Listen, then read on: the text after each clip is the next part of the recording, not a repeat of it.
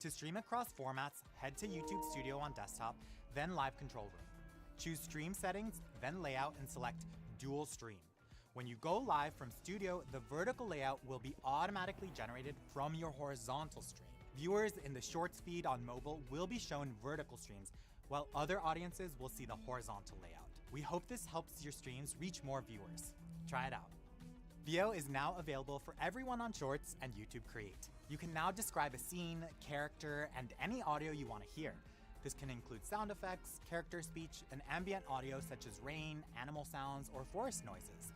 VO will then generate an 8-second clip based on your prompt. I need those cucumber slices delivered poolside immediately. We hope this helps you easily generate even more immersive generative videos. Try it out when creating a short on YouTube or the YouTube Create app. We're expanding channel guidelines and bringing them to communities. Channel guidelines will now be available to creators with access to intermediate and advanced features on YouTube. Channel guidelines are specific rules you define that outline the types of conversations that you want to see in comments, live chats, and viewers will also see channel guidelines at the top of the video's comment section. Remember, all content, including your channel guidelines, must follow YouTube's community guidelines. Try it out. We've made improvements to the Inspiration tab in YouTube Studio to help make it easier to come up with video concepts that feel true to you. This new suite of tools is built to empower you with data-driven ideas so you can create with confidence. On the Inspiration tab, you'll now see your feed with 9 ideas based on your channel's data, like your last videos, comments with questions from your community, and titles that your audience is watching. We've also added more control to the visual experience. Click the settings icon to set your image preferences to view ideas in a digital painting or sketch style, or disable images entirely. And you can now use the back and forward arrows on the feed to navigate between your iterations. You won't lose any idea you've explored until you reload the page. Inspiration is available in global markets on web browsers, supporting English content. We're excited to announce that Nano Banana, Google's image editing model, is coming to YouTube. You can use it to edit your image posts and connect with your audiences in new creative ways. It's easy to jump in and play around with Nano Banana. When adding an image to a post in the main YouTube app, select the edit button and describe the change you want to make. From there, Nano Banana will generate a draft. You can save it or describe a new edit until it's right. Nano Banana on YouTube is available to users who are at least 18 years of age and located in the US, Canada, New Zealand, and India. At this time, prompts must be entered in English. We plan to bring this feature to more locations and languages soon, so keep an eye out for news from us. And that's it for this month. Let us know which of these features you're most excited for in the comments. Thanks for watching.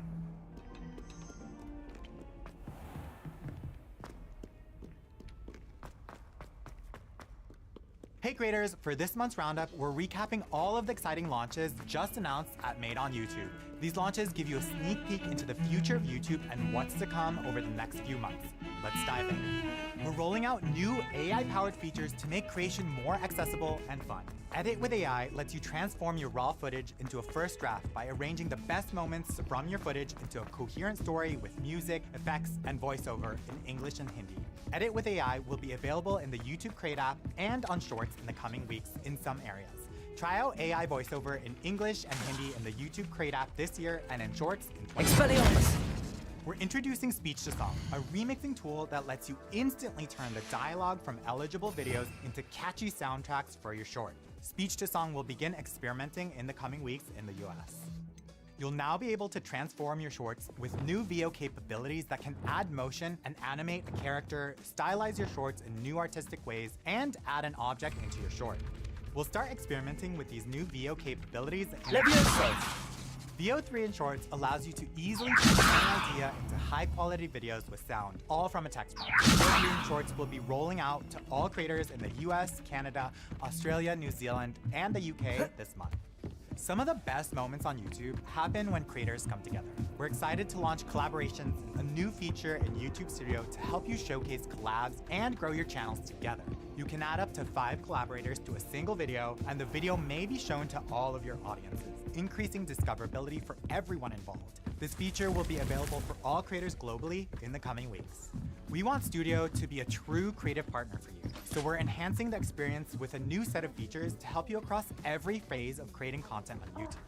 We're launching Ask Studio, a new conversational AI partner in YouTube Studio to help you get insights on your community, understand analytics, and find And new your reading is Ask Studio will be available dragon. to creators in the US in the coming That's weeks. exciting, You'll I now be able to suppose. test up to 3 different titles, Perhaps you're thumbnails, due or for an combinations adventure. of both for your long-form videos to help maximize your video's performance. A/B testing for titles will be available for creators globally before the end of the year. We're adding Ladies, updates to the Professor inspiration Shah. tab, like dynamic home Astronomy feed that is helps you not riff off new video divination. concepts, you won't data-driven find deep the dives for mysteries of each the idea, cosmos and jotted suggestions out on for your how to palms build or out at the bottom multiple of your videos teacups. from a single idea. Alas, This feature will be the available heavens later remain this year. hazy to the We're investing starry-eyed. in new features Now, for if you were live to streaming devote help you yourselves to optimize your persistent content and across devices painstaking and connect more observation, deeply with you your just audience. might You'll now catch be a able to stream glimpse. both vertical With and that in mind, horizontal formats please at take the your same time, telescopes. with viewers Tonight we joining will be one on the shared chat. observation deck. You'll be able to combine live chats across horizontal and vertical stream formats in the coming months. We're launching AI-powered highlights from live streams. AI can automatically Still pull don't have your portions of own? live stream You can't into be the new shorts for you to student review forever, you and know. upload, You helping can share extend the reach with of Mr. your Takar. live content. AI-powered shorts highlights from live streams will be available for all creators in the coming weeks. We're Here, adding the I ability can to adjust that practice your for you. No, vertical no, live stream bring it without into the focus pressure of a on real your audience. own. When you're ready, you'll be able to go live directly from the Practice Before Live feature. This feature will be available later this year. We're launching public to members only live streams, which lets you create members only content with ease by transitioning your public live streams to members only live streams. This lets you offer a special experience to your members while sparking curiosity for your entire audience. Public to members only live stream transitions will be rolling out to creators with channel memberships in the coming weeks. We're introducing a new tool to redefine podcasting with video. These features make it even easier to reach new audiences and connect with your fans in a deeper way. You'll now be able to easily transform your video podcasts into engaging clips and shorts with suggestions from AI. This feature will be available to podcasters for video in the US in the coming months and for shorts early next year. We're adding the ability to turn audio into video. For podcasters who are audio first, this tool helps you easily generate a customizable video for your audio podcast with the Now, help of I AI. expect all This of you feature to will put be in your available to select stargazing hours podcasters early next outside year of with a class. larger Is expansion that planned for clear? later. But, Professor, We're adding it's updates freezing to out. shopping features. You can Mere now cold opt in didn't to have stop the products in your great videos stargazers of the automatically past. timestamped, saving you Look time only while to the keeping your astronomy content tables engaging. they We're erected also throughout building the new highlands features that from leverage which they AI to gazed automatically millennia find and ago tag eligible on the products very mentioned in self-same videos. stars Keep an eye out above for more us. info on availability. Is Thanks for that watching. clear? Make sure to check out all the links in the description for more information, and we'll see you next time. Bye. Dismissed.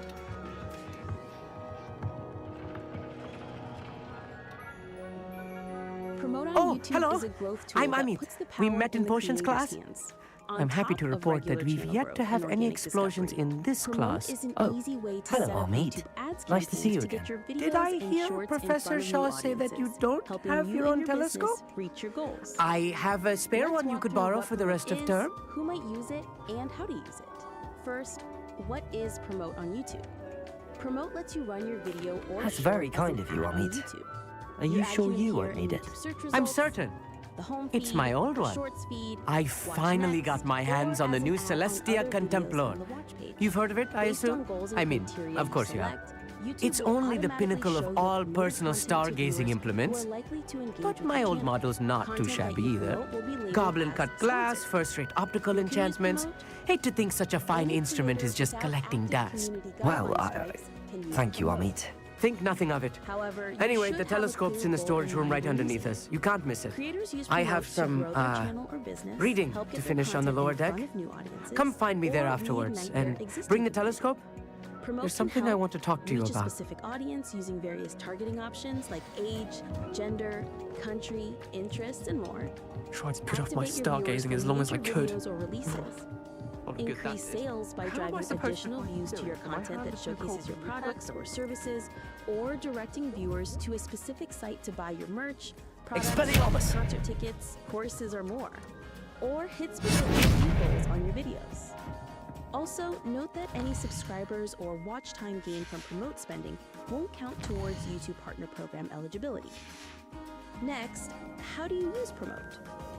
You can easily set up Revelio. a promotion for your content from any desktop. Go to YouTube Studio. In the left menu, select Content. Click on the Promotions tab. and select New Promotion. If it's your first time using Promote, click Get Started. Then link an existing Google Ads account or create a new one. You can also promote any video through the three-dot menu in your content list or by using the dedicated Promote button on the video's watch page. You'll see 4 main steps when setting up a promotion: goal, video, targeting, and budget. At the goal step, you'll see the option for audience growth, video views, or website visits. At the video step, you can change the content you want to promote and edit the promotion headline or description. If you chose website visits as your goal, you'll also see the option to enter the landing page where you want to send viewers. At the targeting step, you can choose the demographics, locations, or interests of the viewers you want to reach. And at the budget step, you can set the budget amount and end date for your promotion. Revelio. Keep in mind that to be eligible for a promotion, your content must be public or unlisted, at least 10 seconds long, and it also needs to meet Google's ad video requirements and Google's editorial advertising policy. Once your promotion is approved and running, you can keep track of metrics like impressions, views, and subscribers. You can also make edits while it's running. Tracking metrics and editing promotions happens within the Promotions tab in Studio. Remember, Promote is a way to boost your channel's growth on top of organic search and discovery. We encourage you to think about how Promote can complement your channel's organic growth and to experiment with budgets, campaign goals, and targeting to make Promote work best for you. Finally, let's walk through some questions you may have about Promote. Do I need to promote my content to become a successful channel? Absolutely not. Creators of all sizes can be successful relying on our organic recommendations and a strong content. Good for you. At no cost or without promoting their content.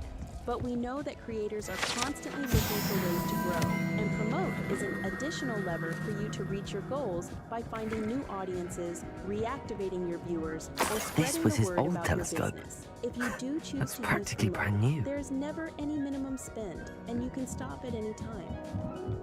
Do promotions hurt the organic reach of my channel or the performance of my other videos? Professor Shah, No, promotions I'm interested don't in learning directly more impact about your channels astronomy. or a It is specific video's increasingly fortune. rare to find a student who Organic seeks after recommendations things are based on how celestial content performed when of it's their own recommended accord. organically, not But when if it's you run as an truly ad. desire to chart the courses of the So cosmos, promotions will not you impact must how rid your content mind is of the recommended in terrestrial YouTube's babble of typical others. search and discovery We algorithms. ourselves are not Note, unlike when blank you star view your charts, you aggregated know. performance metrics in Empty YouTube canvases analytics, waiting to be including both inscribed organic with and all that the paid, universe you may has see to lower offer. numbers in Do you audience understand? retention and click-through rate.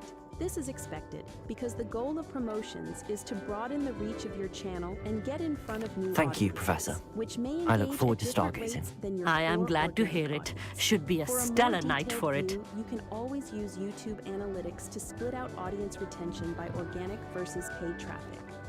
Are the subscribers from Promote real? Yes. While we only count organic subscribers towards perfect YouTube night partner for- program eligibility, I have the telescope. subscribers from promotions It's nicer are than still I'd expected. subscribers. I would A not offer a promotion may prospective kickstart a viewer's stargazer a relationship with your third-rate channel. lunoscope. And if you regularly provide content that's interesting But and there valuable to is, them, there are plenty of something ways for them else. to continue to Yes, engage and what become is it? active members of You your remember those community. astronomy tables If Shah was going on subscribers about? don't count towards It just so YouTube happens partner I've been program reading up on them a eligibility, little why would I myself. pay to And promote it my seems channel? there may be one Promote right is an here at advertising Hogwarts. product, and it's I designed believe to we be a could use it to complementary find tool hidden to the organic constellations. growth you see on your channel. While any initial subscribers you gain from ads don't count toward program eligibility, any subsequent views, comments, and overall channel engagement And you need someone to generate help do find count it. and can attract I do. future Are you in? organic subscribers No one and from the brand new. Gobstones Club will go You with can me. also use Said they'd promotions rather to get achieve spit at other by a business stone goals, than... such as Well, generating more they are affiliate sales, cowards. driving website Let us get traffic, moving or while the selling stars your are own still out. products or I'll show you how to use that Subscribers are telescope once we powerful, get but there. they aren't I the only promise. way to benefit from a larger audience on YouTube. Promote can help you discover new No need to convince audiences me. and gives Let's you get more going. control Brilliant. over who You won't sees and regret it. interacts with your Shall we? content. What are the best practices for running a promotion and getting the best performance? We recommend running your promotion for at least a week. And keep in mind the targeting choices you make will impact the cost per action for The your table promotion. is on a castle For wall example, ahead. views Look in a for a certain stone country may platform. cost less Something than that in another doesn't country. quite belong. So make sure We'll know you're it when we see intentional it. with your targeting. Onwards we and go you select then. the options that are Some say the important and locations of the relevant to your tables channel. were originally marked by What checks centaurs does your for promotion go ritual through? stargazing. After After you create a promotion, your video automatically goes through our ad review process to make sure that its content meets the Google ad policy. It is nice The having a review will fellow look at content, stargazer to including explore with. headline, description, Happy and to be video. here. Check out the It link is below good to leave the learn more classroom now and about then. Google Ads policies. If a violation is found, It's not the that status of your creepy out here at promotion may night, be is marked it? as disapproved The Gobstones or Club are active limited, cowards. depending on the Here I violation. am, charging you can learn more ahead. about the violation by hovering Why over don't you lead the status. way? If you're The sure. fastest resolution for a disapproved video may be to switch the video for promotion. If you still want to run a promotion on your disapproved video, we recommend you take a close look at the policy that was flagged to understand why your video A received the little status. foreboding. It's A few simple to cobwebs use and some promote dust. Nothing to be your concerned business and about. growth goals. Oh, of course. If promote is the It's just right not fit for as you, try it out. tidy as I You expected. can find more information about promote in the link Revelio. below, including a link to the creator playbook and a Help Center article about ad policies. Thanks for watching.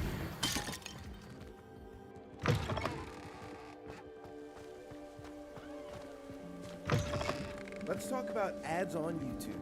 If you're an eligible creator in the YouTube Partner Program, ads are one of the many ways you can earn revenue from your videos, shorts, and live streams. Confringo. We'll walk through a bit about advertiser-friendly guidelines and how to enable and manage ads. Brands come to YouTube More to connect with cobwebs. potential You customers, don't think and any it's spiders important might be to them lurking that about? their advertisements Oh, no. only show against Not this close content to that school, I aligns mean. with their brand. Advertiser-friendly content is appropriate for most audiences and doesn't include sensitive themes like inappropriate language, violence, or drug use. It's important to note that all aspects of your content are taken into account, so not just what you show in your video, short, or live stream, but also your titles, The constellation descriptions, should appear near the thumbnails, center and of your tags. view. Be sure to check out the advertiser-friendly content guidelines in our YouTube Help Center, which will give you full policy details and examples. Once you're an eligible creator who's been accepted into the YouTube Partner Program, you As can soon as earn you've ad lined up the revenue from telescope, different we will be formats able on to your fill out channel. our star So now, chart. let's talk about what you need to do to earn from ads with your videos, shorts, and live streams. First, let's walk through how ads work for videos. Once you're eligible to earn from ad revenue, you'll have the option to turn ads on or off for specific videos. For new videos, you can control this during the upload flow. At the monetization step under ads, choose on. When you turn ads on for your Stargazing videos, is YouTube all can about select patience and place and pre-roll precision. ads, which show before your video and could be skippable or non-skippable, and post-roll ads, which show after your video and could be skippable or non-skippable. Ad formats are selected by balancing the viewer experience and I creator was revenue. right about the If your video tables. is long enough, They really you'll are also have gateways to the option far place stars, ad just slots as the during book your said. video, which may And your serve contribution mid-roll was ads. invaluable. Mid-roll ads Rest can assured, also you be shall be skippable credited in or my memoirs non-skippable. one day. And when you check the box to turn them on, they'll be automatically placed at natural breakpoints. If you want to Thank you, change where Amit. these I ad look forward slots to are reading placed them. in your And I video, look forward to click writing them. Manage ad slots. This is only You the can edit beginning. time code You will of the find ad more slots tables or like this drag one and drop throughout in the grounds timeline and to where forest, you'd like them all to be. beckoning to be You can discovered also by add a an ad worthy slot, astronomer. delete an And if ad I have slot, ever seen or if one, you've made it's edits you. and changed your Oh, mind, and you about can my old discard telescope. changes. Don't As a bother reminder, returning it. when you place You should keep manual it. mid-roll That's ad quite slots, generous. it tells our Thank system you. specific You are places welcome. in your video It has where you'd goblin like cut an ad glass to serve. and a Our gobbledygook ad inscription. serving systems then I'm determine practically which fluent in ad slots are gobbledygook, you know. likely or unlikely It's all to in the serve throat, ads really, based on a number of gobbledygook, you know, and factors. how This you helps pronounce your balance viewer R's. experience, Ahem. creator earnings, Anyway, and advertiser glad our value. adventure was a You can success. also I will see you enable soon. ads on previously uploaded videos. To do this, go to YouTube Studio, then Content. You can click the monetization icon on an individual video, or use the checkboxes to select the videos you want, then click Edit. To turn monetization on or off Never do entirely get for the tired of selected seeing the videos, astronomy choose tower at night. Monetization. What a To view. turn mid-rolls on or off, choose Ad Settings. Choose if you want to apply these changes to videos without ad breaks or all videos. Note that you can't change mid-roll placement when changing ad settings for multiple videos. That has to be done in the individual video settings. To implement your changes, click Update Videos. You can also set upload defaults for mid-rolls at the channel level. To do this, go to YouTube Studio, then Settings. Select Upload Defaults, then go to Monetization. These settings will apply as a default to any future video you upload. And you can still change ad settings for specific videos during the upload flow if you'd like. Now, let's walk through how ads work on Shorts. Each month, revenue from the ads appearing between Shorts and the Shorts feed will be added together and used to reward monetizing Shorts creators and cover the cost of music licensing. Because Shorts don't have traditional watch pages like long-form videos, this approach helps reward all monetizing creators who make up the Shorts experience, not just those who have an ad next to their video. And as an added benefit, this model lets creators achieve their creative vision without worrying about copyright or earning less due to using music. So there's no need or ability to enable ads for individual Shorts to earn from them. But before you start to earn ad revenue from Shorts, you'll need to accept the Shorts monetization module in YouTube Studio. Finally, let's talk about ads on live streams. Live streams can be eligible for pre-roll ads, mid-roll ads, and display ads. You can enable monetization when creating a mobile live stream or in Live Control Room. If you're creating a mobile live stream, on the Stream Details screen, tap Advanced Settings. Then, enable monetization to turn ads on for your stream. If you create a live stream in Live Control Room, click Edit to go to the live stream. You'll have the option to turn monetization on or off, and you can choose your ad settings for mid-roll ads. Insert mid-roll ads for you. How mid-roll ads insert mid-roll ads for you. You can choose from 3 different frequencies. Conservative, which gives a less interrupted viewer experience but results in lower earnings potential. Balanced, which gives a normal viewer experience and medium earnings potential. Or aggressive, which offers high earnings potential but with a more interrupted viewer experience. With any of these options, YouTube will determine which ad formats are best for your live stream and when ads appear to optimize your earnings and your viewers' experience. If you want to manually set up your mid-roll ads, you can choose what type of ads may show, set a mid-roll frequency, or choose to insert them manually, which you can do during your stream using the Insert Mid-Roll icon. Once your live stream starts, if you have YouTube Insert Mid-Roll ads, they will start appearing at the frequency you selected. Before an ad appears, you'll get a notification when an ad is about to be served during your stream. If it's not a good time, use the Delay Ads button, which pauses mid-roll ads from displaying for 10 minutes. You can also manually place a mid-roll ad at any time by clicking the Insert Mid-Roll icon. You can also set default ad settings for your live streams by clicking the Settings icon in Live Control Room. Choose your desired mid-roll setting, then click Save. These settings will automatically apply to every new stream you create.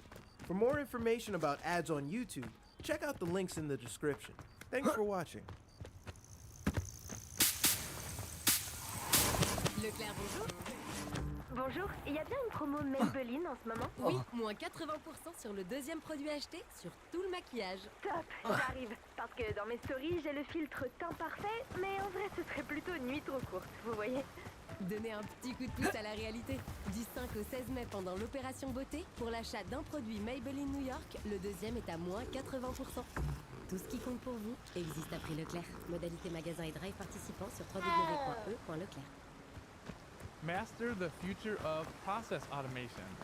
Innate-In is an incredibly powerful open source platform that enables you to integrate APIs and orchestrate intelligent workflows without the usual coding headaches. This course These rocks have seen better days. Will guide you from the foundational concept of nodes and architecture to deploying advanced real-world systems. You'll master essential skills like connecting various services, configuring API keys, and handling complex data flows. Most goblins in my family weren't the cutting-edge AI. It's been a rouse. Teaching you how to Such build arrogance.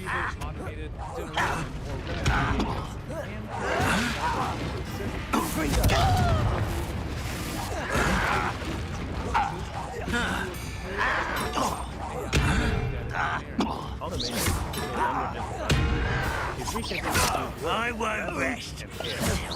At the heart of this revolution is Innate-In, an open source accessible automation. You're really not very good at this, are you? And even build intelligent AI. Your acrobatics will only postpone the inevitable. Confirm. N8N empowers you Please, boost productivity, unlock whole new levels. explain what's rest. Zero to hero. I'm Marconi, and together we'll go from beginner to advanced as we explore how to build powerful automations with N8N. Whether you're a DevOps engineer, an AI enthusiast, or someone from a non-technical background looking to automate real-world processes, this course is designed for you. We begin with the introduction section, where you get familiar with N8N itself, the playground environment, and the code structure. You'll also understand the objective, so you know exactly how each step builds towards the automation skill set. Next, in the foundations of N8N, we'll cover the essentials, understanding nodes, inputs, and outputs. And we'll talk about data types in N8N. And finally, how workflows run under the hood using N8N's default logic. You'll also configure API keys for services like OpenAI, so you're ready to integrate right from the beginning. From there, we jump into hands-on AI agent workflows. This is where the fun begins. You'll build your first email AI agent to drop responses on autopilot. Create a multi-agent research workflow that pulls knowledge like complexity and OpenAI, turning hours of explore the HTTP request method, your key to working with APIs from web scraping, data fetching, or calling other external agentic tools. Experiment with creative workflows, from text to image, text to video, video automation using bleeding edge. There's a victory that came on too soon. AI reply to your coworkers and your managers on your behalf. So while you're sipping coffee, N8N is already answering questions for you, aka doing your job. In the optional setup section, we'll explore how we can self-host N8N with Docker and use Ollama as your local LLM, as well as hosting on AWS EC2 in our playground environments. This flexibility means you'll know how to run N8N in a way that matches your scale, budget, and preferences. Then, we'll dive into RAG agents, retrieval augmented generation. You'll learn how vector databases like Pinecone use workflows, memories, and contexts. Together, we'll build a customer-support RAG agent, the kind of workflow that real businesses use to provide intelligent, contextual ways to work. We'll also explore MCPs and see how they compare to traditional workflows, unlocking new possibilities for reusability and scalability. In the multi-workflow advanced build, we'll combine multiple agents into enterprise-style systems, showcasing how sub-workflows let you manage complexity without chaos. Finally, we'll cover retries, error handling, best practices, and how to leverage the N8N workflow template marketplace to accelerate your builds. By the end of this course, you'll have learned how to build a practical, real-world automations like Slack AI agents, multi-agent research workflows, multimodal automations, customer support RAG agents, and advanced multi-workflow orchestration systems. And along the way, you'll engage with hands-on labs designed to reinforce learning by doing, so every concept becomes second nature. At CodeCloud, we believe in learning by building, and you'll be part of a vibrant community where you can share insights, ask questions, and grow together. So, ready to move from zero to hero with N8N? Let's dive in and unlock the full potential of workflow automation. The Voice, la compétition continue pour une 15e édition anniversaire hors du commun. Un nouveau quatuor de coach avec Florent Pagny, Amel Bent, Lara Fabian et Taïk. Les nouvelles règles et les surprises inédites bouleversent la compétition. The Voice, présenté par Nico Saliagas, c'est samedi à 21h10 sur TF1 et TF1+.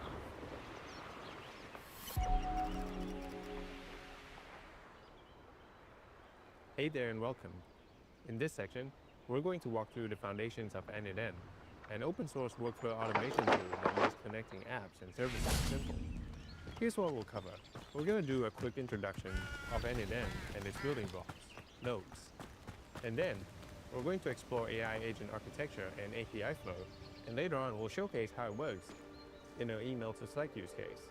I'll also show you how input formats and expressions work in N8N. Psst, over here, and finally, we're quietly. going to talk about how N8N handles data types. Let's dive I'm in. glad that you received my owl. So what We is need to stay N8N? low and remain Well, quiet. N8N Azzy, is short for node what's going management. on? Why are we all the way out here? As promised, I did some investigating to find out what Harlow is up to. I followed him to the Hog's Head. I noticed him reading a letter. All I could see was that it was signed by and bore the seal of Victor Rookwood. And after you told me that Rookwood and Harlow were after you, I decided that you were the perfect person to join me in taking them down. For good. That letter is the tangible proof that Officer Singer needs. It is why I followed Harlow here and why I wrote to you. I need your help to retrieve it. And then there's the action node. I'll help you find the letter, Natty. I'm glad to hear it. First, we must access the castle keep. I'll check the main gate, see if you can find another way in. I do not see any guards, but we should still try to be as quiet as possible. Harlow is here after all. An AI agent within a workflow will be triggered by an event or a trigger node. And there are three important elements that make this node an AI agent. Namely, the LLM, which is the brain that powers the agent. And this could be OpenAI, Claude, or Llama, or any LLMs that you hook up to it. And of course, the way you connect them would be through an API access token. And then there's the context window memory, which gives the agent context of the workflow interaction, and a tool that you can use to complete tasks, like Gmail, web scrapers, or any tools that you connect to it. And of course, you connect that node to an output into either the next node or just as a chat response. Here's how it works. Your workflow grabs some user input, say a simple chat trigger. The agent thinks about that input, and based on what you've asked, whether it's sending an email or just having a quick chat, it decides if it needs to call tools like Gmail or any other tools that you hook into it through the APIs. Then it passes the output back to your workflow. So it's input going into the agent, deciding whether to use the tools or not, and then passing out the output. And that's how you get intelligence mixed into your automations. And here's how that looks inside n8n itself. A chat trigger kicks things off. An AI agent node hooked up to GPT does the thinking. A Gmail node can send messages. And an output node fires the result straight to Slack.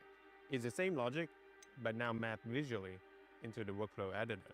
Now by default, n8n run nodes sequentially. So it's trigger to the next node, to the next node, and the next node. If the nodes are connected in a line, everything runs in order until the workflow finishes, without skipping any nodes. Which means, if along the line one of the nodes fails, it will cause the workflow to error out. In this case, you'll see that there's a Tably tool attached to the AI agent, and because it is only a tool hooked up to the agent, it is optional for the workflow to run this. And it depends on whether the AI agent decides that it's appropriate to call this based on the instructions received. And in the middle, you'll see that there's an if condition. And this just ensures that the workflow doesn't error out when it doesn't get the result in time from external APIs. But we'll get to the details of that. What are you up in the to next now? few sections. But workflows don't always go in a straight line. You can branch them out. Finite. So one input Oh, might trigger nothing. two paths. Maybe one branch goes to Slack and the other goes to Gmail. In this case, each branch runs independently. It'll run the top one first, and then the second one sequentially, giving you two actions from the same trigger. AI agents need memory, and there are two main flavors. We have the context memory, which is a short-term memory inside the AI's prompt. It's great for chat history and to get the AI to stay in context.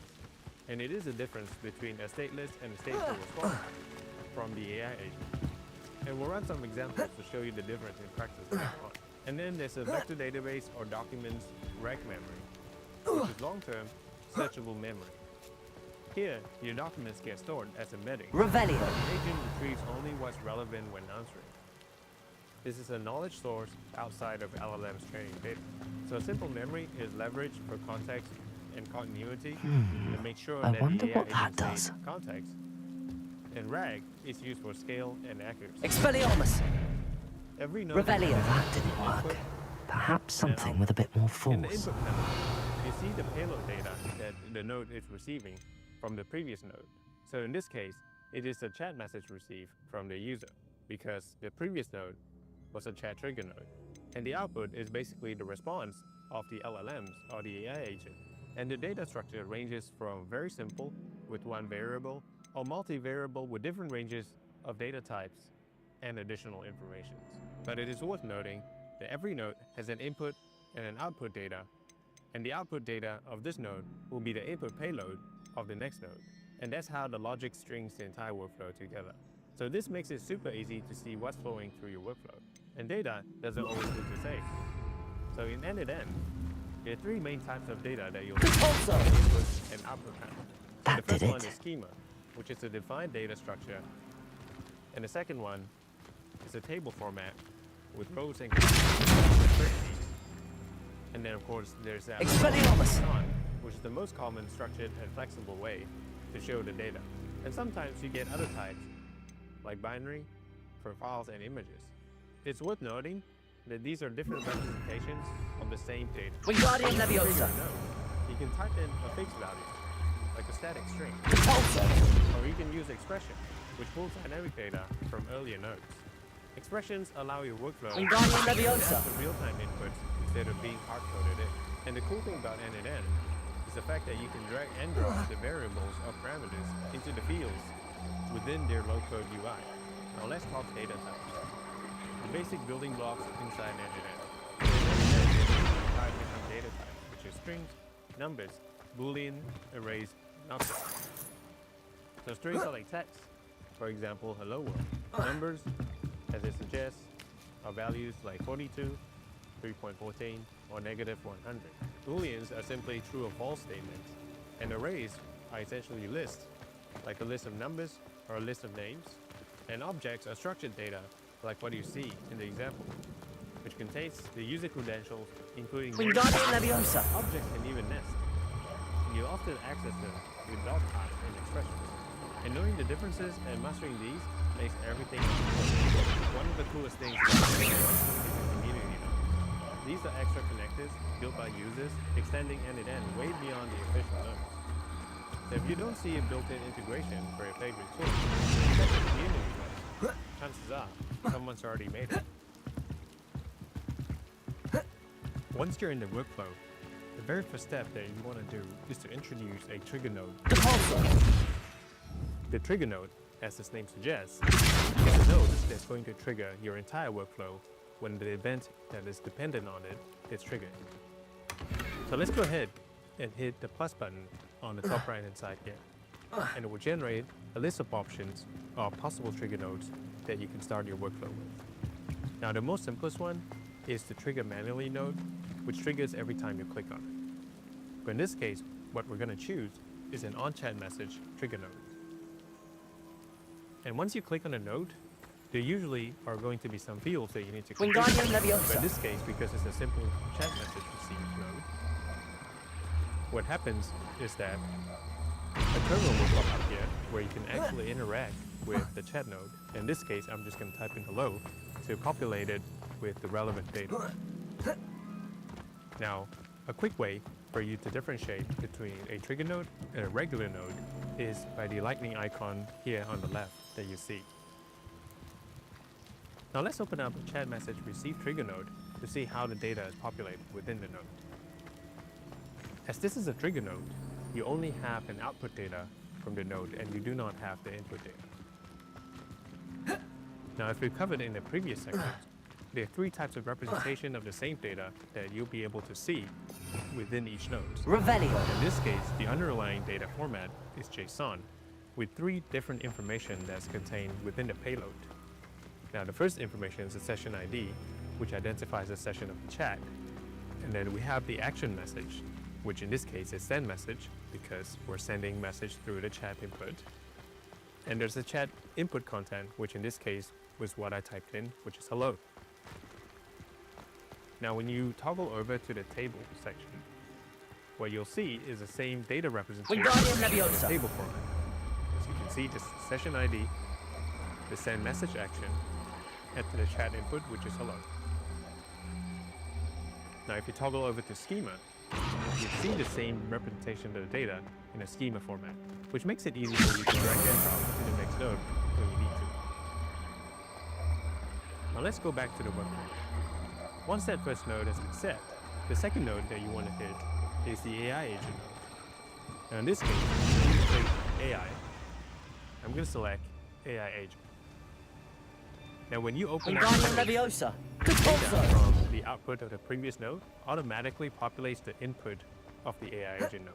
And this is true for any types of nodes when connected to the previous nodes. The output payload of the previous node is going to be the input of the current node. Now in this case, because the AI agent is already connected to the chat trigger, we can leave this as a connected chat trigger node.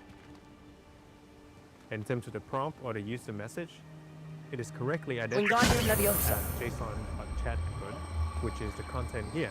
Hello, and you can see that hello is represented here as the actual value of the variables. Now with every AI agent node, what you need to pay attention to are three key elements that make this node an AI agent. So the first is of course the LLM. So LLMs, or the large language models, basically is the brain behind the AI agent node.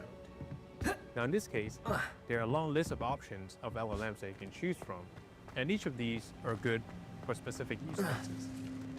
In this case, we're going to choose an OpenAI chat model as the model that we want to hit. Now I already have an OpenAI account set up here, but I'll show you how to connect your OpenAI account or your OpenAI API keys pretty easily. So in this case, just hit the drop down. Wingardium Leviosa. And in this field, what you want to do is to populate it with the API key that you can either obtain from CodeCloud Keyspace or developer. Wingardium Leviosa. We'll cover how you can get your OpenAI API key from CodeCloud Keyspace or the OpenAI developer platform in another section. In this case, you can also fill in your organizational ID, or it could be optional. Now, once you key in your API key, you can hit save. And once you've connected your OpenAI account, what you can do now is to pick from a list of GPT models that OpenAI has to offer. In this case, we're going to pick GPT-4o Mini because it's intelligent enough for most use cases. Revelio. Now moving on, the second element that we don't want to attach to the AI agent node is a memory node. And what does memory mean for the AI? Well, this is basically the persistent memory that tells the AI agent or gives the AI agent the context that it requires from previous conversation. And I'm going to show you very quickly what happens when Wingardium Leviosa. No memory versus when it does. Now in this case, we're going to type in, hello, my name is Mark. And when I type that in, the AI agent now accesses OpenAI LLM chat model to infer the information and respond to it by saying, hello Mark, how can I assist you today? And in the next thread, what I'm going to ask is, what is my name? So since I've just told him that my name is Mark, it should be able to tell me what my name is. But as you can see in the output, it says, I'm sorry, but I don't have access to personal information about users unless you shared it with me in this conversation. How can I assist you today? So as you can see, it has no memory context of what I just said, which is my name is Mark, even though I just typed it in a minute ago. So now let's attach a memory map. In this case, we're going to choose a simple memory, and as you might have noticed, there are various options of different types of memories that you can attach to the AI agent. But the simplest way to get started is to click on simple memory and choose that as the option. And there are a couple fields that come with the simple memory as well. But in this case, because our connected trigger node is a chat trigger node, we can leave this as that. And the context window length basically means how many past interactions of the model that the memory will retain. So in this case, we're going to keep it as 5, and then it will remember 5 different iterations or 5 previous iterations of the conversation that you have with the agent. So we're going to leave it as that. Now you might notice that now the AI agent node is showing a highlight around it with a triangular icon. And that means some changes have been made to the AI agent. And in this case, the change was the memory node being attached to the AI agent. And showing that so that you can run the workflow again so that the data can be repopulated. In this case, I will do the same thing. I will say, hello, my name is Mark. See, it doing the same operation, but this time it's actually dipping into the simple memory and now are able to store the information. So I'm going to ask it again, what is my name? And this time, as you can see, it says, your name is Mark, how can I help you today? So now it retains a memory of the information that I've just given. Wingardium Leviosa. And you might notice the terminal in the middle here are basically the logs of what's going on within the node. So in this case, what happens was a chat message was received, the data was passed on to the AI agent, and the AI agent is zipping into the simple memory to check what the email or the information that was given earlier, and then using the OpenAI chat model to return the information.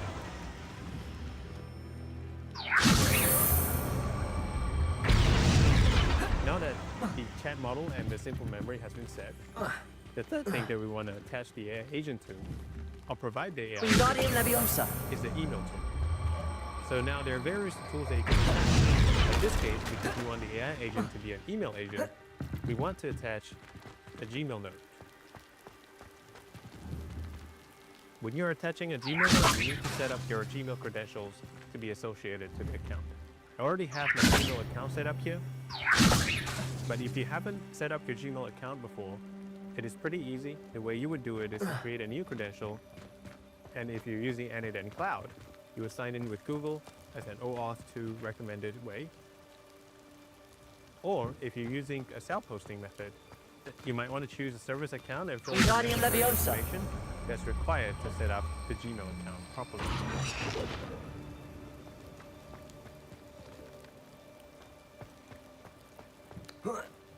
Now, as you can see, there are a couple fields to configure here.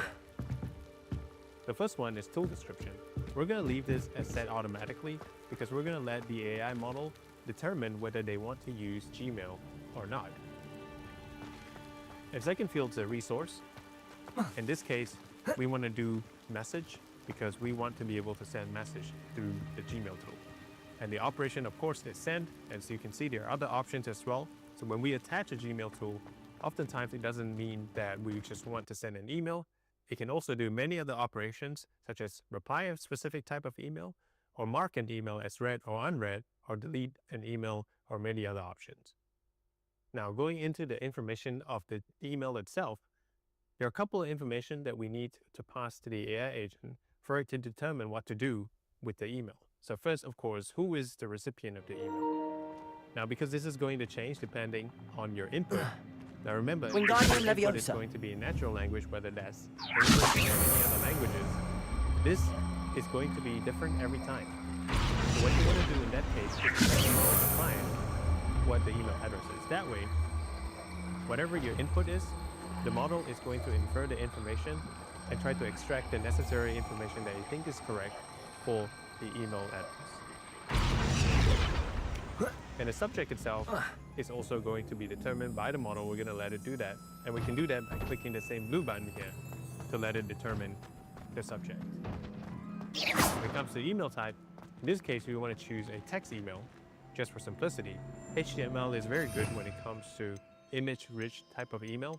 So if you're looking to attach any image or any thumbnail and you want it to be aesthetically formatted, the email, then you would choose HTML. In this case, we're going to go ahead with text. Then on message, we want to choose determined by model as well, because that way we're going to let the AI determine what kind of body of the message that is going to attach. Okay, so now the three elements have been configured. We want to go back to the AI agent node to specify certain prompts. But before we do that, there are a couple of things that I think it's worth highlighting. As you probably have noticed, with every single field that comes within a particular node, there is a fix and expression toggle here. Now I just want to highlight the difference between fix and expression. So because the AI agent node is connected to the chat trigger node, we've left this as connected to chat trigger node. But what you can do is actually to define what the input is. So when we click on define below, we specify exactly what kind of input that goes into the prompt or into the message prompt. So in this case, I can drag and drop the chat input, and it will fill it up as an expression. Wingardium Leviosa. Between fixed and expression. A fixed format is basically a natural language format with which you can tell the AI agent a specific but permanent definition of what it is. So for example, if I would put the user message as please send an email, this is going to be the input for every single run that I execute this workflow. And that's not ideal because we want the AI agent to be able to get the information dynamically depending on my input. So in the first run, I might put what is my name. I need to find a way into the gatehouse to open the gate so we for want Natty. the prompt or the user message to change together with my prompt. So how do we do that? That's when we toggle into expression.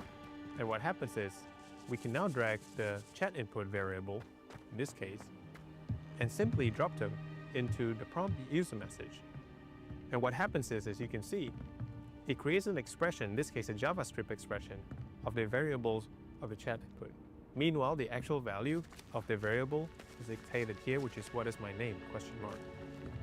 So as you can see, on each separate run of the workflow, it's going to populate the information based on my input instead of a prefix input if I were to choose a fixed format. I hope that explains the difference between fixed and expression well. And in this case, the next thing I want to do is to go to Options, and under Add option, I'll go to the drop-down and click on System Message.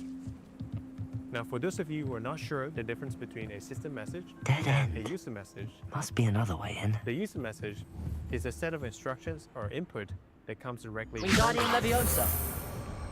Meanwhile, the system message describes the core function of this particular model. So in this case, what I want to tell it is that you are a helpful email assistant, which helps craft effective and succinct email based on user's instruction. You also help with sending the email by using attach Gmail tool when asked. Now, this is a very simple system prompt, and I would suggest that for a more effective system prompt that you go to ChatGPT. That looks as if it might raise the gate. Of your choice to engineer an effective system prompt for a particular AI agent. That's what I would do in a production scenario. Because we're just running a quick demo. We're going to make it simple, just so that you understand the principle behind it. Cool. Now that we have the system prompt defined, as well as the user prompt variable in place, we can now take it for a spin. Now, in this case, what I want to do is to say the same thing, which is, hello, my name is Mark. It's accessing both the OpenAI chat model and a simple memory to store the information, but it's not necessarily using the Gmail tool. And the reason for that is because I did not specifically ask the AI agent to send any email just yet. So as you can see from the response, hello again, Mark. What would you like to use is the response, which is also the same response here. Now I would say I would like to send an email to my boss at Tony@codecloud.com, which is not my real boss's email address. It's my email address because I don't want to necessarily send my boss a test email about the upcoming marketing meeting on 26th of August 2025. So I'll hit that. Wingardium Leviosa. It's not necessarily using the Gmail tool straight away because it's intelligent enough to know that it needs a little bit more information. So it says, what would you like the subject and the message of the email to be? Wingardium Leviosa. Because I'm too lazy to come up with a subject and email, please come up with it yourself. So I'm going to say that. Gives you a draft of the email. So in this case, it's a subject, upcoming marketing meeting on August 26, 2025. Dear boss's name, I hope this message finds you well. I wanted to remind you about the upcoming marketing meeting scheduled for 26 August 2025. Let me just blow this up. We will be discussing our strategies and quarter. Please let me know if there are any specific topics you would like to address during the meeting. And I would like to make changes because it says the boss's name. My boss's name is Moonshot. Okay, so now it registers that. Give me a new drop. Dear Moonshot, I hope this message finds you well. About the upcoming marketing meeting, And it says, shall I go ahead and send this email to moonshot@marconi@gmail.com? Again, this is not his email, this is my email because I don't actually want this to be the email that's sent to him. So I would say, yes. Go ahead and send it. Wingardium Leviosa. So once I've confirmed that, what happens is to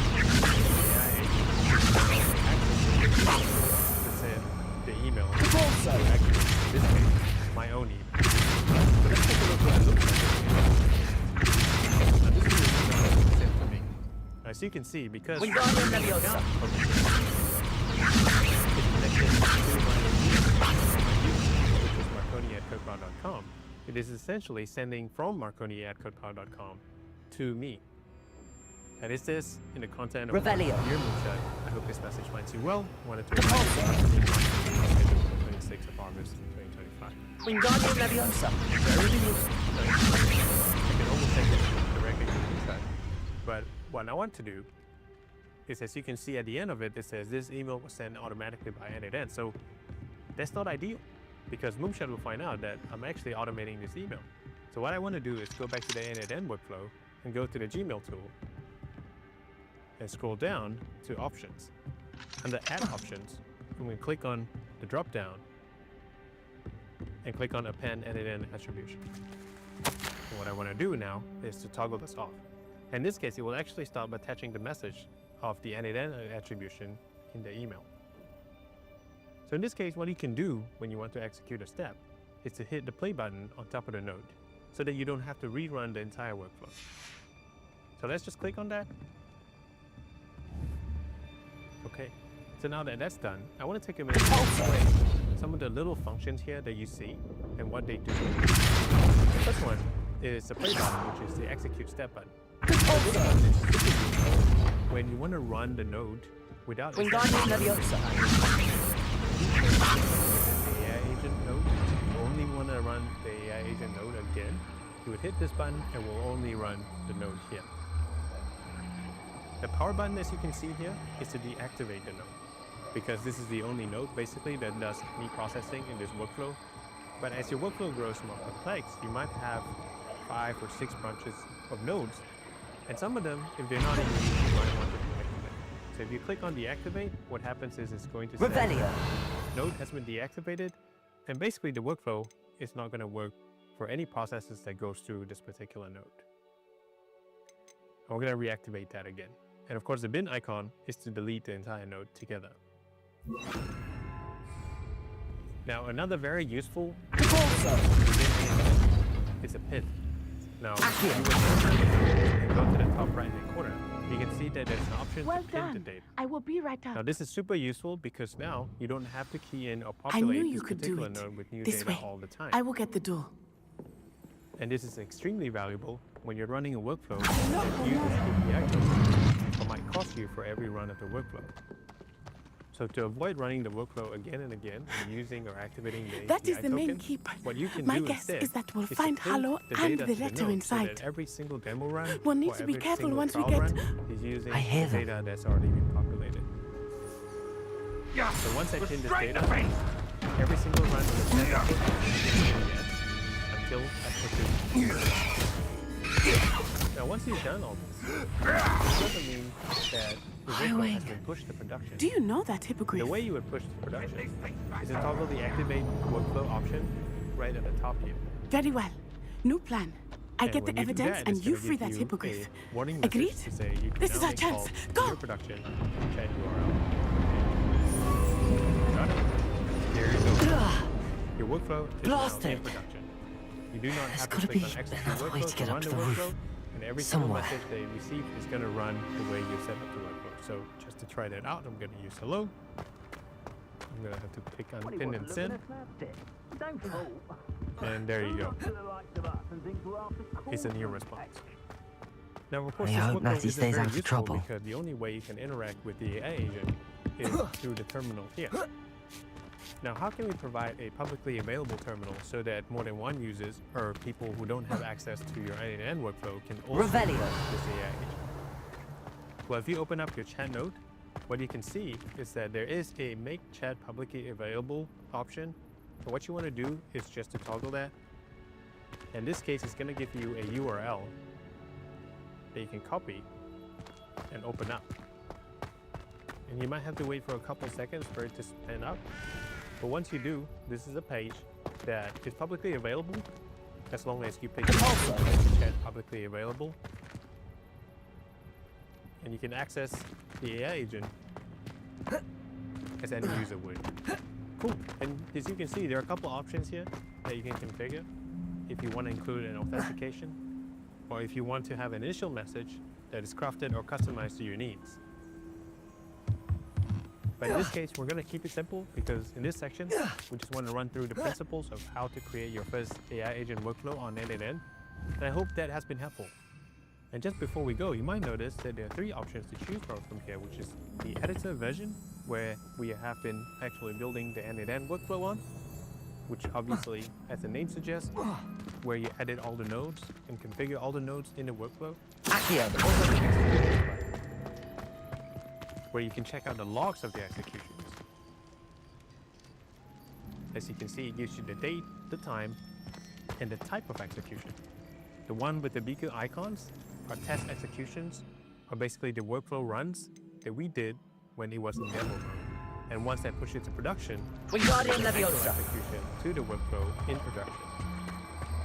And one of the things you can do once the workflow is in production is also to copy the data that's been populated during the execution.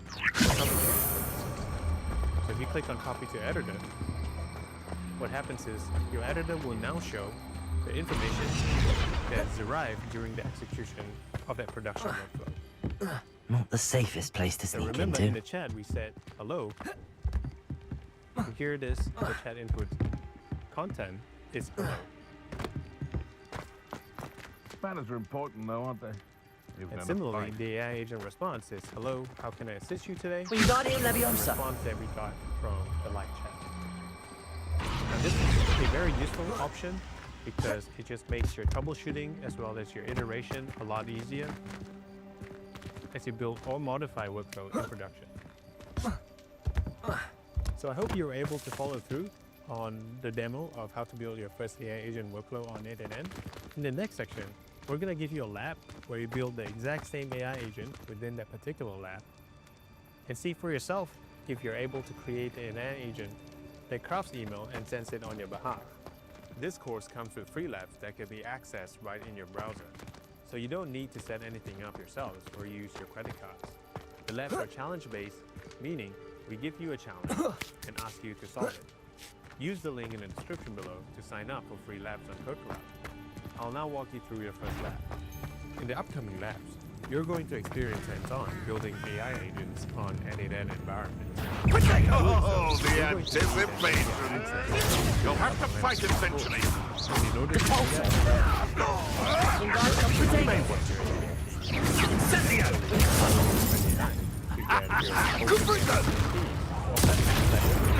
You dare say one of my own! Oh, I'm gonna Wingardium Leviosa. So one of the things that we've done here at CodeCloud is we created the CodeCloud Code Key. And what it is the all-in-one AI playground where you can get the API keys to the following LLMs of your choice. And at the time of this recording, models like GPT-4o, GPT-4.1, Claude Sonnet 4, Gemini 2.5, and Grok 3 are available through the Code Key Playgrounds. And the Code Key Playground is available on various different subscription plans, but you get the most access with AI plans and the business plan. Now, if you want to go to this page, which is codecloud.com/AI-playground/codekey, with the right access, you can hit Launch Now and click on Start Playground, and you'll be led to a dashboard where you can essentially create and grab your API keys by selecting the model, as well as the different types of ways or methods with which you can access the LLM. Now in this case, I'm going to do an example of how to call a GPT 4.1 model through a code key on your end-to-end environment. So there are 2 ways to do that. the most straightforward way is to go to your N8N Thinking in workflow. terms of good and and start evil, merely with a chat trigger. That was surprising. Are you even trying? What have you done? Luck! Nothing more than luck! We're going to choose a message folder. Nothing more than luck!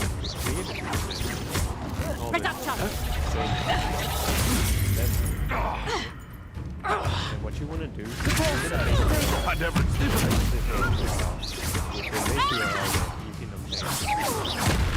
hey, copy that, go back to the workflow, and paste the base URL in. And of course, for the API key, we're gonna take the API key here. We're just gonna paste it in. And we're gonna hit save. And you'll see that sometimes, depending on the version of the N8N cloud that you're in, this raid bar might pop up. Don't worry too much about it, because I'm gonna show you how you can keep using it, even if the raid bar goes up. And this is just simply because the UI itself is not designed for users to punch in their base URL themselves like that. And sometimes that causes some form of incompatibility, which causes the raid bar to show up. In this case, under model, what we want to do is we're just going to define it by ID, because we're going to type in the name of the model ourselves, because this is not going to be the models that are in the list from OpenAI. And if you were to try to grab it from the list, it's not going to load at all. So we're going to hit by ID, and we're going to manually type in OpenAI /GPT-4.1, and that's the model that we want to call here. As you can see, is I hope Natsy's having an easier time of it. And with that model, we're going to transfer, or rather drop in, the chat input variable, so that essentially everything is connected. And we're not going to add any tool at this point, because we're just going to hit execute step. And as you can see, it is coming up with an output or response to the chat input, which is hello. It says, hello, how can I help you today? So with that simple setup, you can now chat with the model here.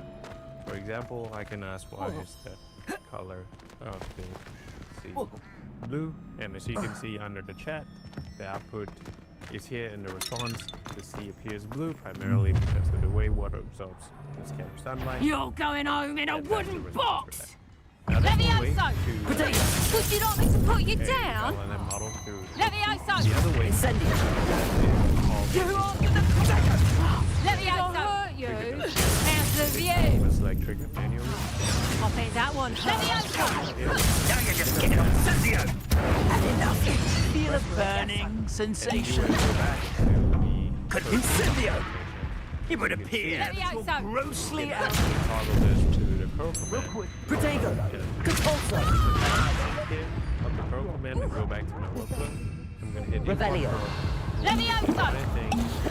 And it's supposed to I'll have you stewed like a lamb! Compulso! Incendio! I can do this. Oh, it's actually quite beautiful. Levioso! Is federal teaching in school these days? You thought you had me? So... in this case, without doing too much. Incendio! Oh, it's a bit like on fire. Confringo! Well done. Protego! Incendio! How does that feel? User form that has been pre-populated there, so you can essentially replace this with some other variables that you receive from the input. Like for example, if it's a chat trigger that's connected, you can drag those chat trigger, pass the user input, and drop it in here to replace this whole line. But here I just want to show you that it is responding to the user prompt, as someone should choose Code Cloud over other platforms to learn DevOps, because it offers highly interactive, hands-on labs and real-world scenario-based exercises that accelerate practical skills development far beyond traditional video-based courses. So cool, these are the two ways that you can gain access to the LLM API keys via code key, and as I've shown earlier, you can choose from these various models right now. For the next few sections, this might come in handy for you. Otherwise, you can always go to the actual provider like OpenAI or Anthropic to get those API keys. I'll see you in the next one.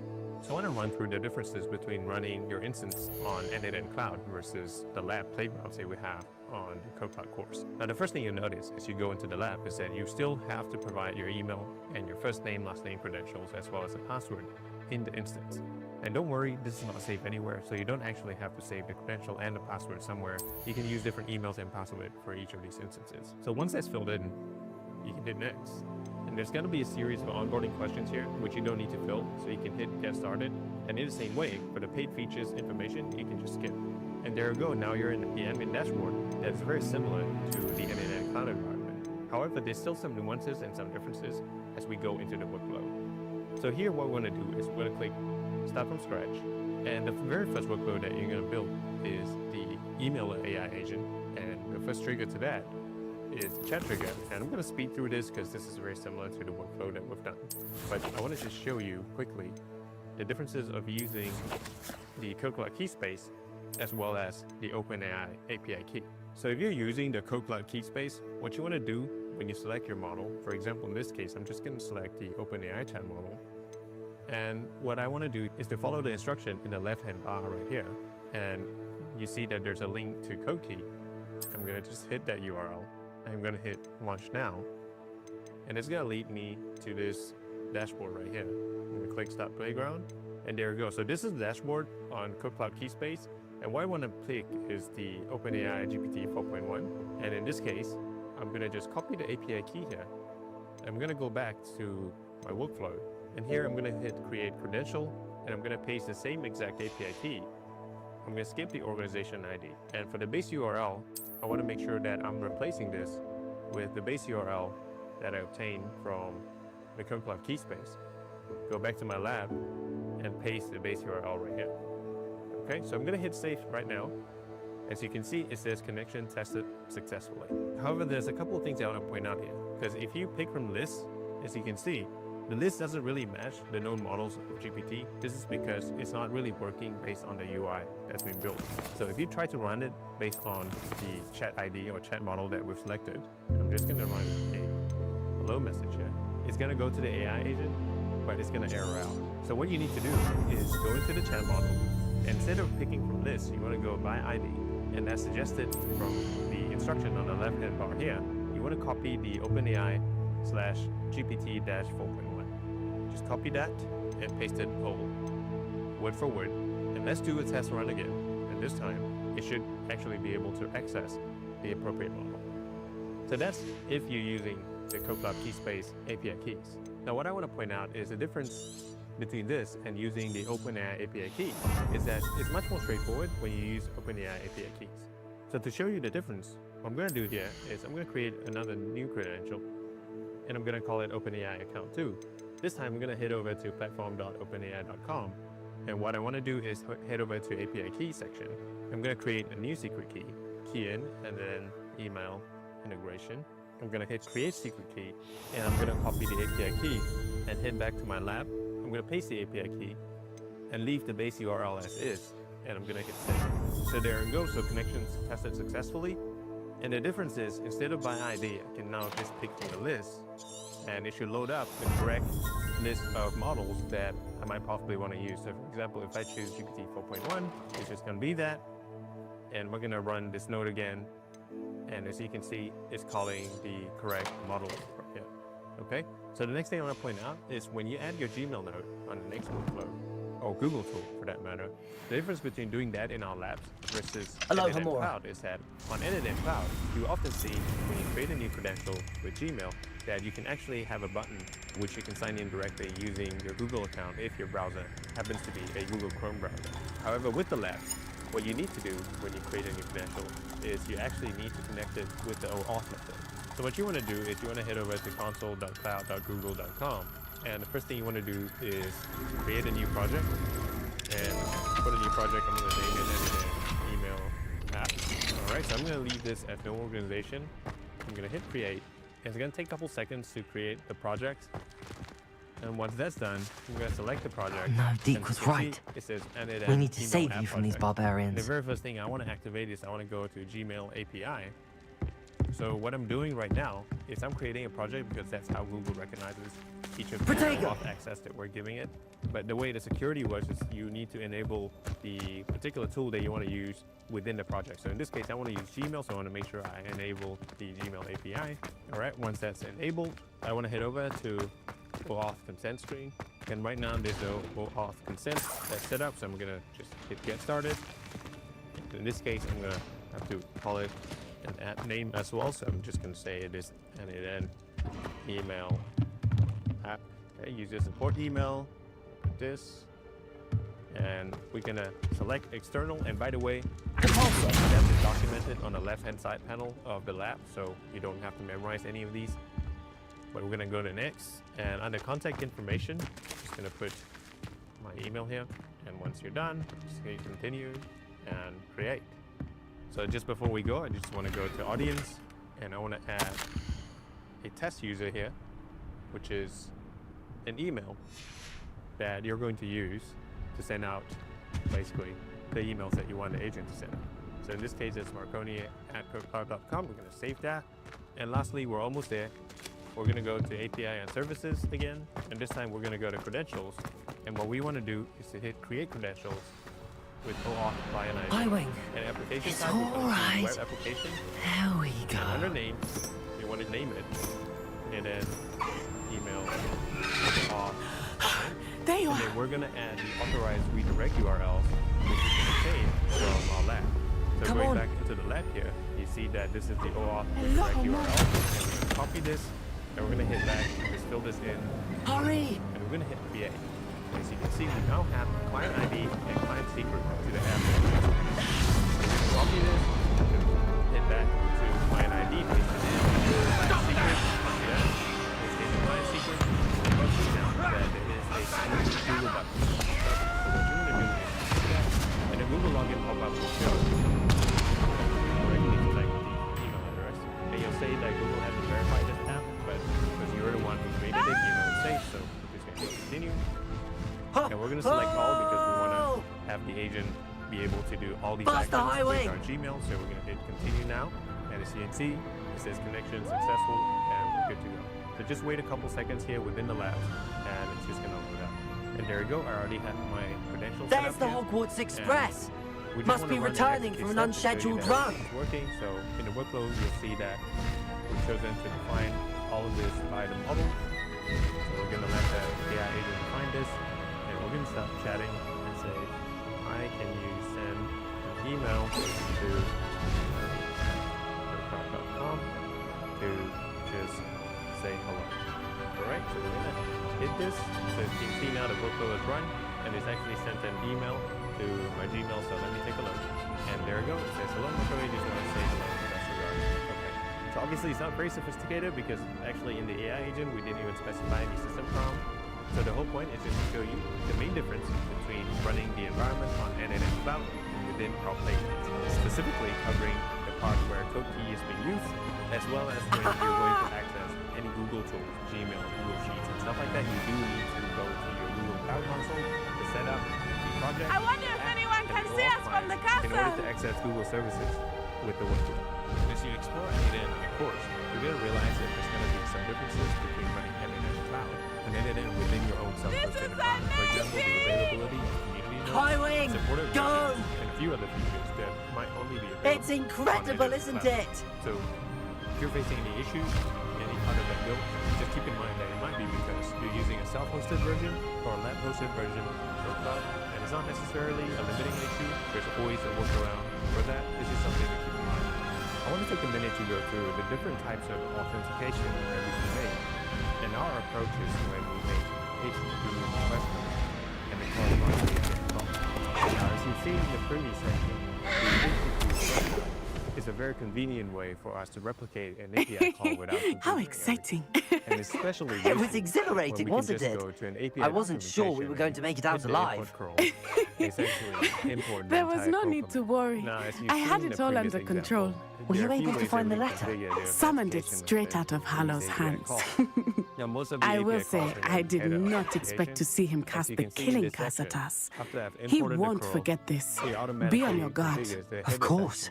and populate it What did the letter with say? the name That Rookwood's and the looking for value a format phoenix. of the API Not keys sure for where he will authorization. find one. Now you can do it this But way, it also or you included can actually Harlow's set up a orders credential to type inspect here. that castle Now, I for the wanna explain the poachers. difference between the two. Enough to So connect there's two Harlow main to the reasons crimes. why you would wanna do it I this shall way, deliver the by letter to setting up Officer a Singer. credential type. She'll have to do The number one something when she reason sees it. is just super Now, convenient, because tell the me, moment you where have did you meet set these this up hippogriffs? I've with a only met header of Highwing credential, before. you can Poppy just pick introduced us. from the Poppy list of Sweeting credentials knows a you've created hippogriff. in the next upcoming node, Of course she or even does. in another workflow. Poppy will be And relieved to this know is that especially Highwing's useful safe. when you have I came to an the right API person for call help. that has a post My mother and a will be get. worried.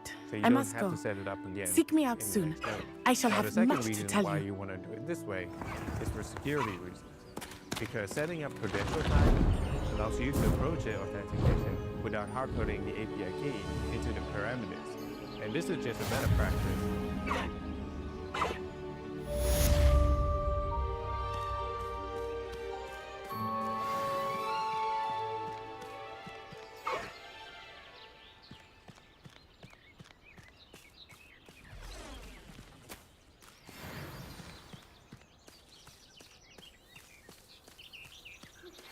I have learned of a wizard who is being harassed by Harlow.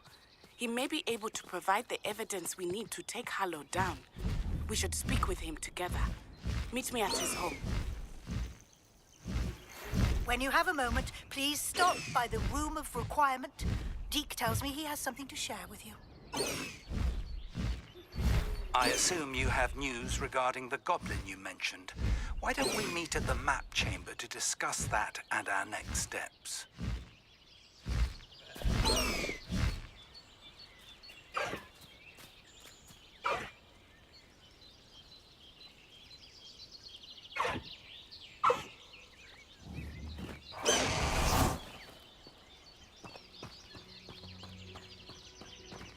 No. I've always said that travel broadens the mind.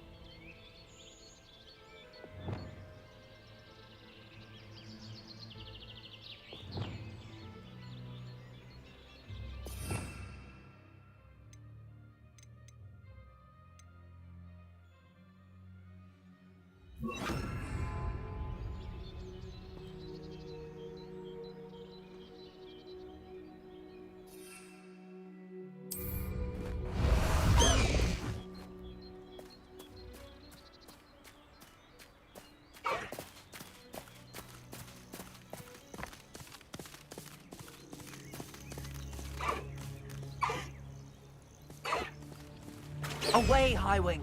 Away!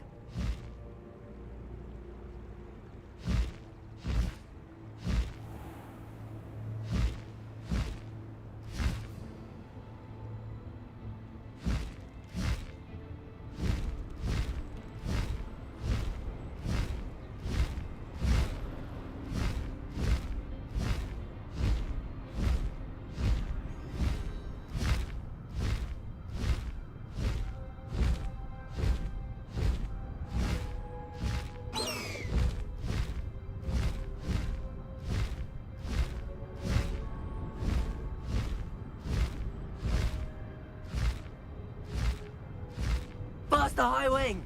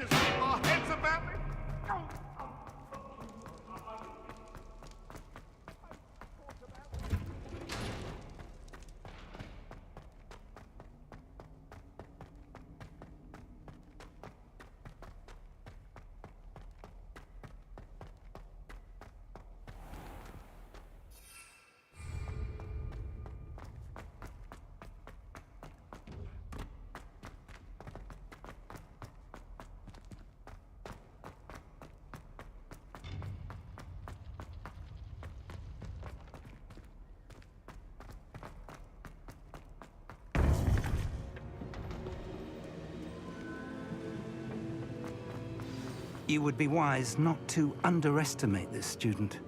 Their aptitude for magic is beyond anything I've ever seen, and I've been teaching a long time. It is a joy to have such a student. It can be. There you are. I received your owl. I was able to speak with Lodgok, the goblin I mentioned before. What did you learn? He and Ranrock were close once, but they had a falling out. You believe he can be trusted?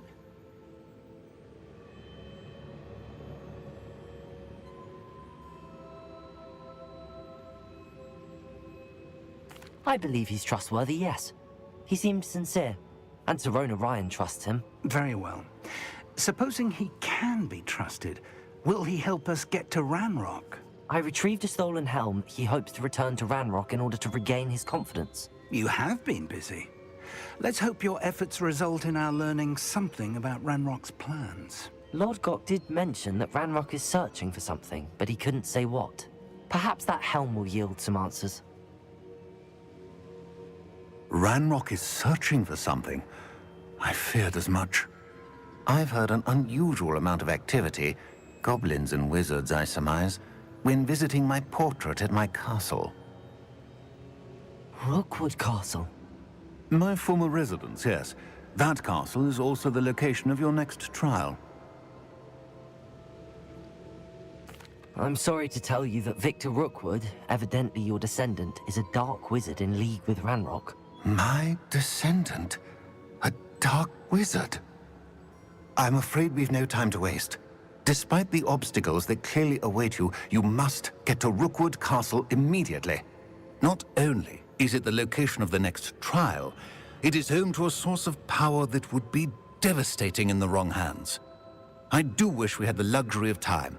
However, I do not doubt your abilities. Find my portrait there as soon as you can. Very well, sir.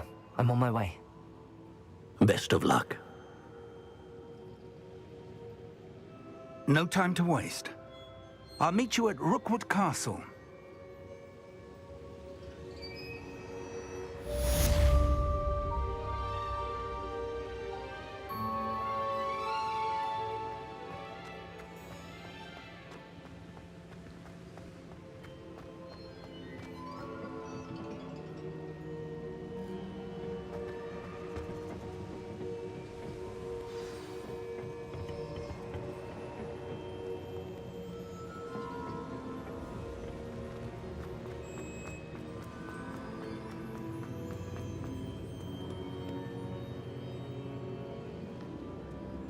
Revelio.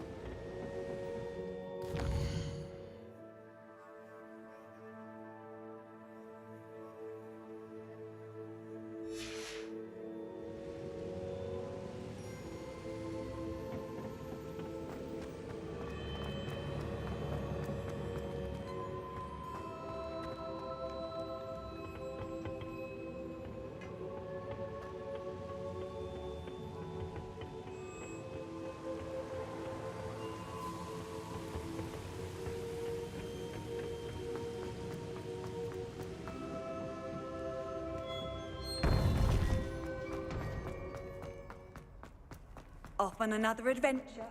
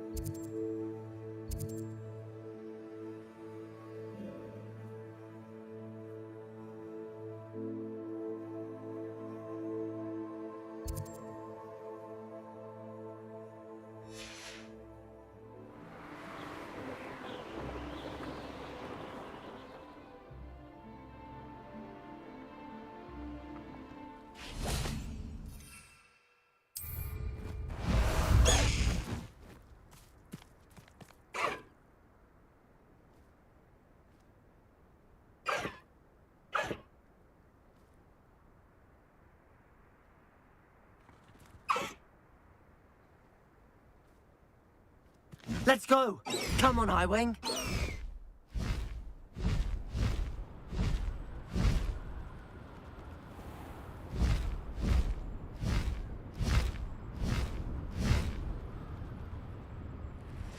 Highwing! Go!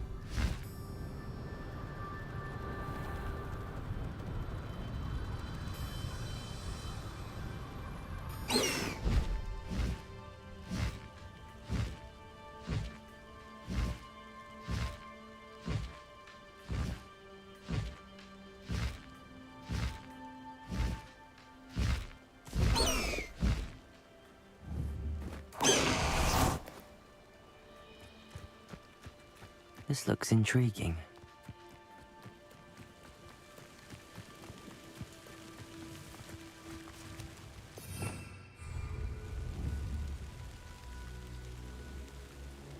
Arresto momentum.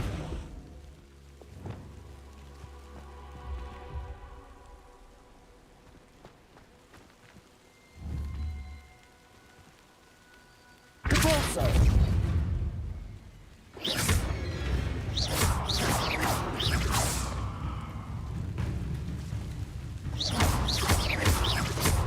Expelliarmus.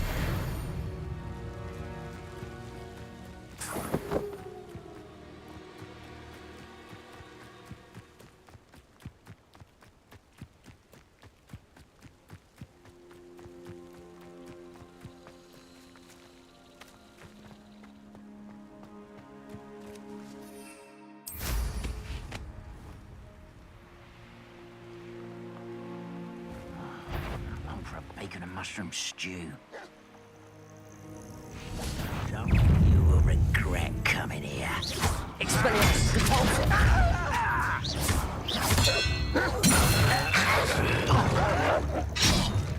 Protego. Does Hogwarts teach you nothing about dueling? I'll get you. Repulsor.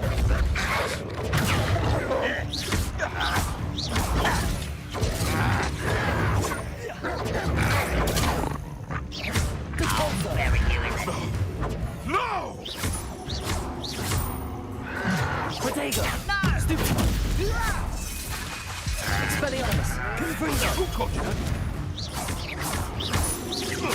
Confringo. Repulsor. Avoiding our problems. Expelliarmus. Protego. Why do you burn this out longer than...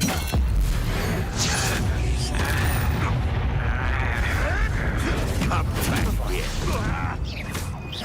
Repulsor. Confringo. Stop it! No! I will make it. Protego.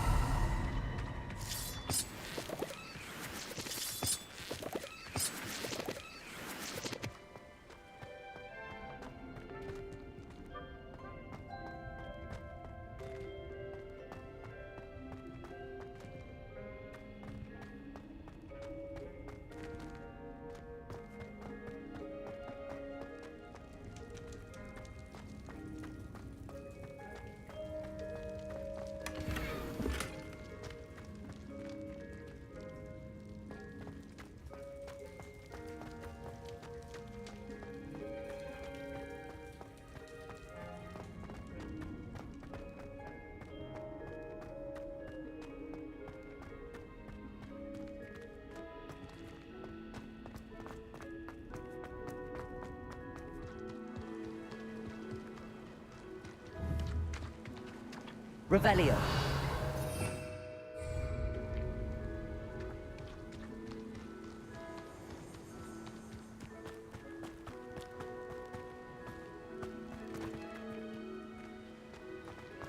I know what that means.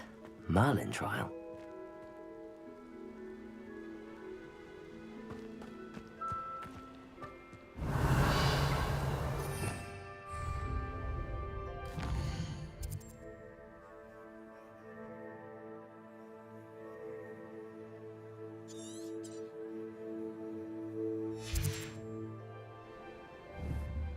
Revelio.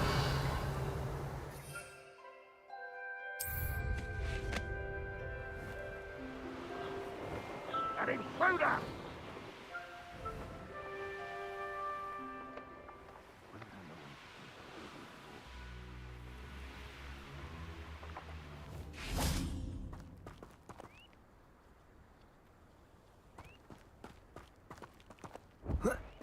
What? Repulsor. An asset! Who's there?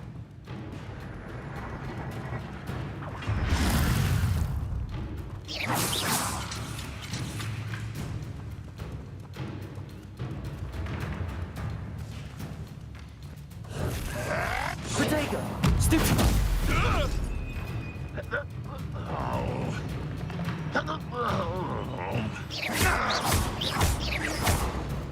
Expelliarmus.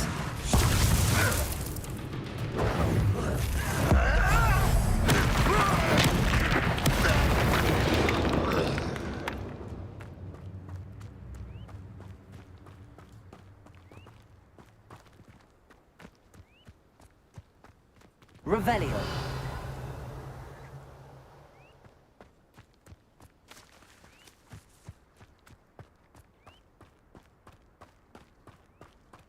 Repulsor.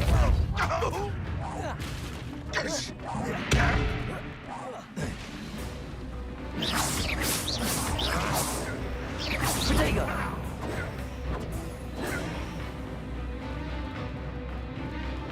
Repulsor. This is sad. Really, it is. Expelliarmus. Confringo.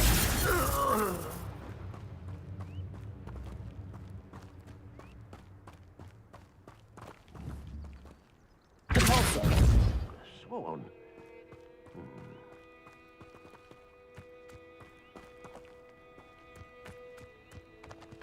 Revelio.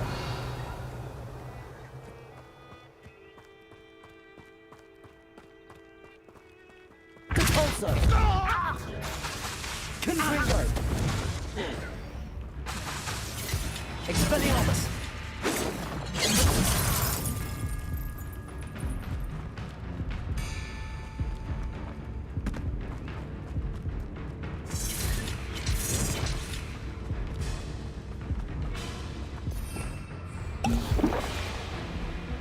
Expelliarmus. Repulsor. Kill spells glance off of me. Oh, that's meant for me. Enough of this.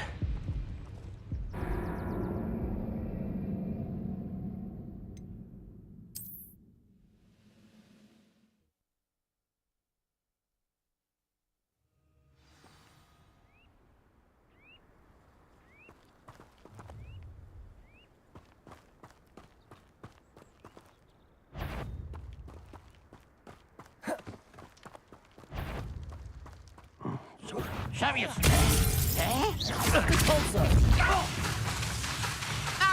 Arresto momentum.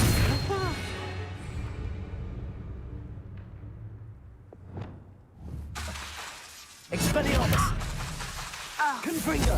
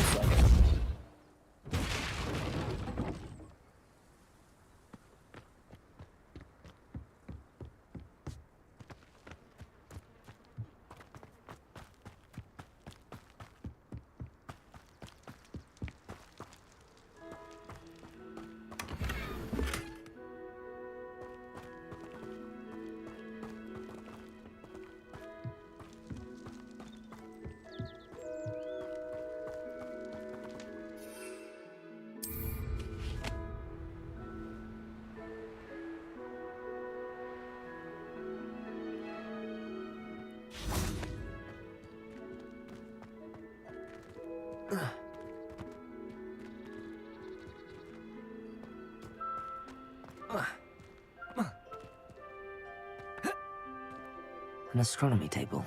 Should prove useful once the sun's down.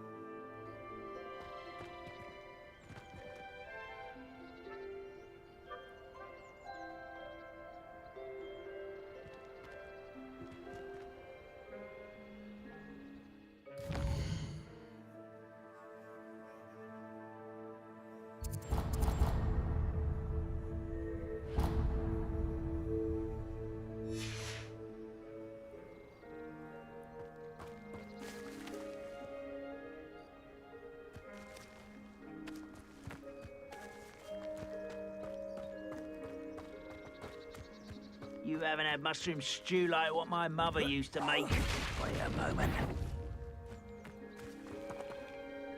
Afraid to fight?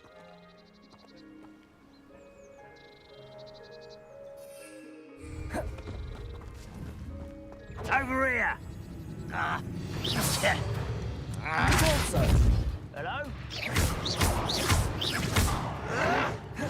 Protego! Right not to be worried about you.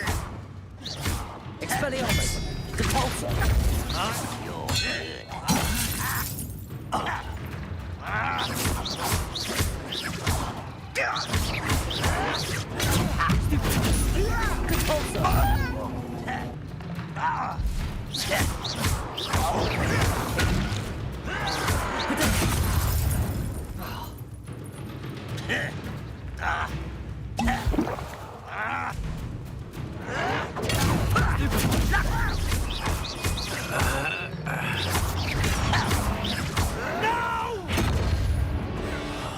I will make you pay. Expelliarmus!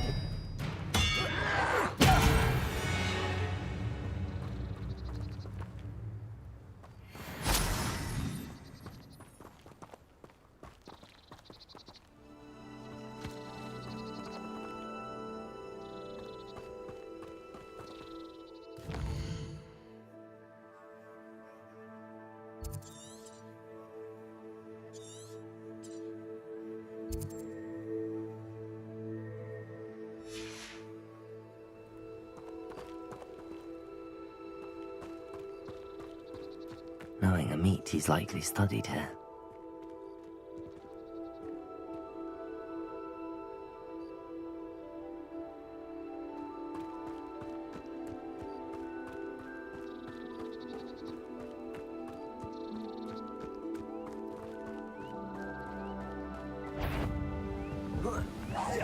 Enjoy suffering, do you?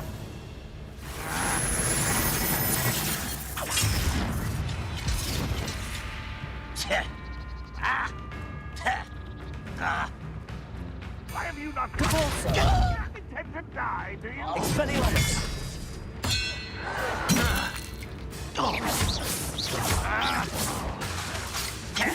Why can't I hit you? Confringo!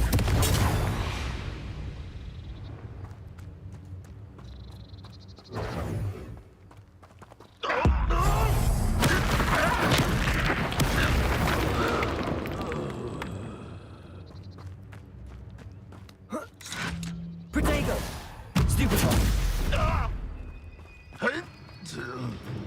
Repulsor! What do you have in Expelliarmus? Your blood's on Ranrock's hands.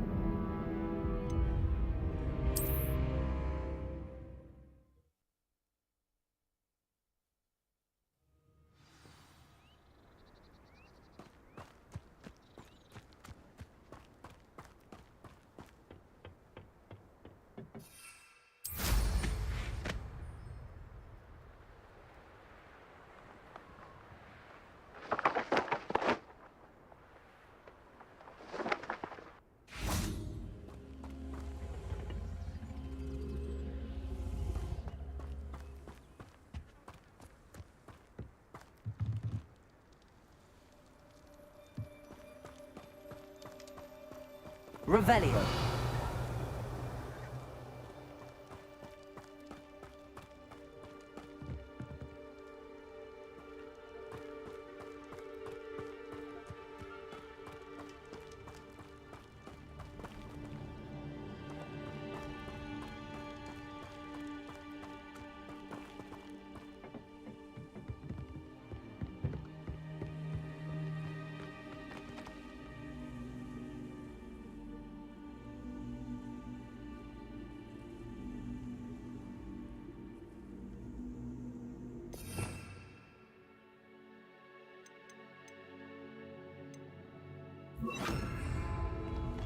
Wingardium Leviosa.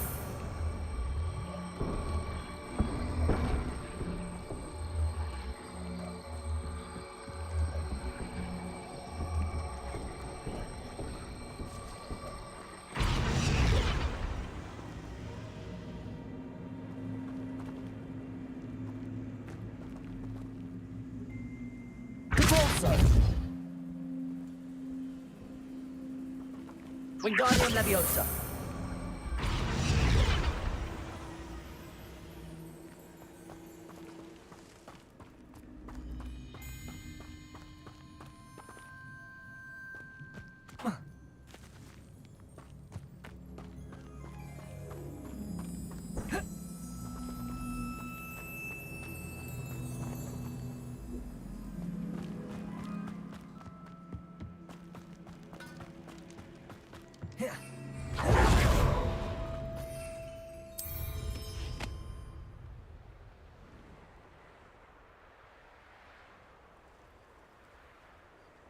Here's one of those tables Professor Shaw mentioned.